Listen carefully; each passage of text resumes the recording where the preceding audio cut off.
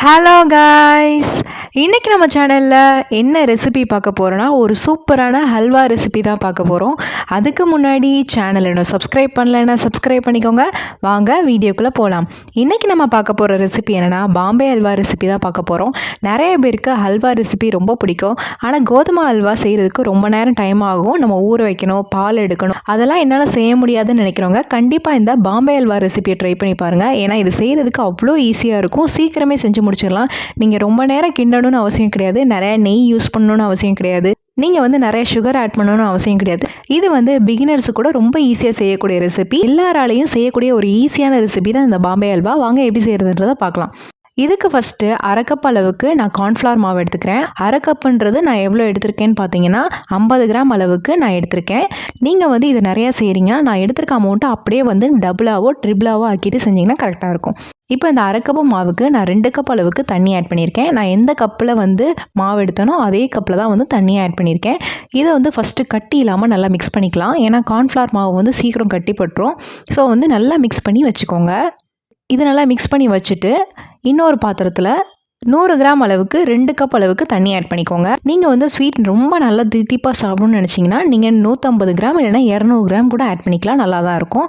நான் கரெக்டாக 100 gram add பண்ணியிருக்கேன். இன்னும் கொஞ்சம் ஸ்வீட்னஸ் வேணும்னு நினச்சிங்கன்னா 150 கிராம் 200 கிராம் ஆட் பண்ணிட்டா கூட ஒரு பிரச்சனையும் இருக்காது. ஃபஸ்ட்டு இப்போ சீனியை நல்லா டிசால்வ் பண்ணிக்கலாம். இப்போ அதில் ஒரு பிஞ்ச் ஃபுட் கலர் ஆட் பண்ணிக்கலாம். ஒரு 1/4 டீஸ்பூனுக்கும் கம்மியாக நான் ஃபுட் கலர் ஆட் பண்ணியிருக்கேன்.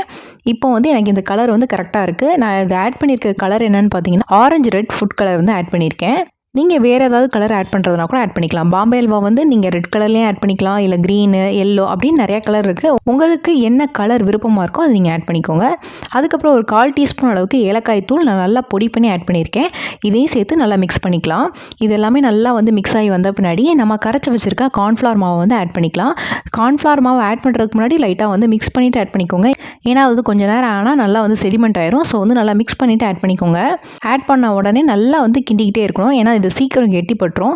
உங்களுக்கு பார்த்தீங்கனாலே தெரியும், ஒரு 5 மினிட்ஸ்லேயே நல்லா அது கெட்டியாக ஆரம்பிக்கிறத நீங்கள் பார்க்கலாம். நல்லா கிளாஸ் மாதிரி அப்படியே டெக்ஸ்சர் மாறிக்கிட்டே வரும். நல்லா லிக்விட்லேருந்து கொஞ்சம் கெட்டியாக மாறிக்கிட்டே வரும். அந்த கெட்டியாகிற டைமில் நீங்கள் முந்திரி பருப்பு நல்லா உடச்சிட்டு ஆட் பண்ணிக்கோங்க. நல்லா இந்த மாதிரி சின்ன சின்னதாக கட் பண்ணிவிட்டு ஆட் பண்ணிட்டீங்கன்னா உங்களுக்கு சீக்கிரம் மிக்ஸ் ஆயிரும். நீங்கள் கெட்டியான பின்னாடி ஆட் பண்ணுறத விட இப்போ நீங்கள் ஆட் பண்ணிட்டீங்கன்னா உங்களுக்கு ஈஸியாக இருக்கும் மிக்ஸ் பண்ணுறதுக்கு. இது நீங்கள் முழுசாகவும் ஆட் பண்ணலாம், இந்த மாதிரி உடச்சிட்டு ஆட் பண்ணலாம். நான் ஏன் உடச்சிட்டு ஆட் பண்ணியிருக்கேன்னா பீஸ் போடும்போது உங்களுக்கு ஈஸியாக இருக்கும். அதுக்காக நான் இப்படி ஆட் பண்ணியிருக்கேன். நீங்கள் நிறைய ஆட் பண்ணுறதுனால ஆட் பண்ணிக்கலாம். முந்திரி தான் ஆட் பண்ணணும் கிடையாது, பாதாம், பிஸ்தா நீங்கள் எதுனாலும் ஆட் பண்ணிக்கலாம். இப்போ நெய் பார்த்தீங்கன்னா இதுக்கு மொத்தமாக எவ்வளோ தேவைப்படும்னா ஒரு 50 ml நெய் தேவைப்படும். நிறையா தேவைப்படாது. 50 ml நீங்கள் ஆட் பண்ணிங்கன்னா கரெக்டாக இருக்கும். அதை பார்த்தீங்கன்னா கொஞ்சம் கொஞ்சமாக நீங்கள் ஆட் பண்ணி மிக்ஸ் பண்ணணும். ஃபஸ்ட்டு நீங்கள் கெட்டியாக ஆரம்பித்தோடனே நெய் ஆட் பண்ண ஆரம்பிச்சிடணும். நெய் ஆட் பண்ணி மிக்ஸ் பண்ணும்போது உங்களுக்கு அந்த கிளாஸி டெக்ஸ்சர் நல்லா வரும். இப்போ பார்த்தீங்கனாலே தெரியும், நெய் கொஞ்சம் கொஞ்சமாக ஆட் பண்ணி நல்லா மிக்ஸ் பண்ணிகிட்ருக்கேன். மொத்தமாக 50 ml நெய் தேவைப்படுறதுக்கு. நம்ம செய்யக்கூடிய பேனில் பார்த்திங்கன்னா நல்லா ஒட்டாத அளவுக்கு ரெடியாகி வரும். நான் செஞ்சுருக்கிறது நான்ஸ்டிக் பேன் இல்லை, அதனால் உங்களுக்கு பார்க்குறதுக்கு கொஞ்சம் ஒட்டியிருக்க மாதிரி இருக்கும். இதே நீங்கள் நான்ஸ்டிக்கில் செஞ்சுருந்தீங்கன்னா நல்லா ஒட்டாமல் அழகாக நீட்டாக வரும். இதில் பார்த்திங்கன்னா கொஞ்சம் கொஞ்சமாக நான் நெய் ஆட் பண்ணி நல்லா இந்த மாதிரி கிண்டி கொடுக்குறேன். உங்களுக்கு பார்த்தாலே தெரியும், நல்லா இந்த மாதிரி ஒட்டாமல் சைடில் நல்லா இந்த மாதிரி கெட்டிப்பட ஆரம்பிச்சிருச்சு. எந்த ஸ்டேஜில் நம்ம ஸ்டவ் ஆஃப் பண்ணணும் அப்படின்னு பார்த்தீங்கன்னா, நம்ம எடுக்கும் போது நல்லா ஃப்ளோயிங் கன்சிஸ்டன்சியில் இருக்கணும். அதே டைம் சட்டியில் ஒட்டாமல் இருக்கணும். அதான் கரெக்டான கன்சிஸ்டன்சி. இப்போ நம்ம ஸ்டவ் ஆஃப் பண்ணிக்கலாம். ஸ்டவ் ஆஃப் பண்ணிவிட்டு உடனே ஒரு பிளேட்டு இல்லைனா இந்த மாதிரி கிளாஸ் பாக்ஸு இல்லைனா கேக் டின் அதில் நெய்யை நல்லா க்ரீஸ் பண்ணி விட்டுக்கோங்க. நெய் இல்லைனா எண்ணெய் நீங்கள் எதுனாலும் அப்ளை பண்ணி விட்டுக்கலாம். இந்த மாதிரி நல்லா ப்ரஷ் பண்ணி விட்டுட்டு உங்களுக்கு கீழே உங்களுக்கு தேவையான நட்ஸை நீங்கள் ஆட் பண்ணிக்கலாம். நான் முந்திரி, பாதாம், பிஸ்தா கட் பண்ணி ஆட் பண்ணியிருக்கேன். அதை நல்லா இந்த மாதிரி ஸ்ப்ரெட் பண்ணி விட்டுக்கோங்க. அப்படின்னா தான் நம்ம கட் பண்ணும்போது மேலே அந்த நட்ஸ் தெரியும். இப்போ நம்ம ரெடி பண்ணி வச்சுருக்க ஹல்வாவை சுட சுட உடனே ஆட் பண்ணிடுங்க.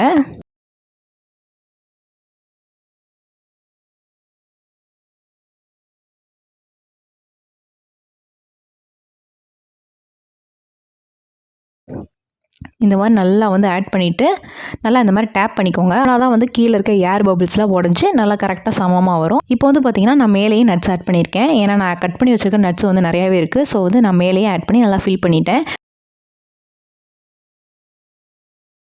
லைட்டாக வந்து டேப் பண்ணிவிட்டு இதை ஒரு 2 மணி நேரம் அப்படியே நான் விட்டுடுறேன். 2 மணி நேரம் நம்ம விட்டுட்டோம்னா அப்படியே நல்லா கெட்டிப்பட ஆரம்பிச்சிரும். நல்லா கெட்டிப்பட்டோன்னா நம்ம வந்து டீமோல்ட் பண்ணிவிட்டு நம்ம வந்து கட் பண்ணிக்கலாம். இப்போ வந்து ஒரு 2 மணி நேரம் அப்படியே விட்டுருங்க. இப்போ இதை 2 மணி நேரம் அப்படியே வந்து ரெஸ்ட் கொடுத்துடலாம். 2 மணி நேரம் கழித்து நான் எடுத்துகிட்டு வந்துட்டேன் பாருங்கள். நல்லா வந்து கெட்டியாயிருச்சு. இதை அப்படியே நம்ம வந்து டீமோல்ட் பண்ணிடலாம். பாருங்கள் நல்லா அழகாக நீட்டாக ரெடி ஆயிடுச்சு.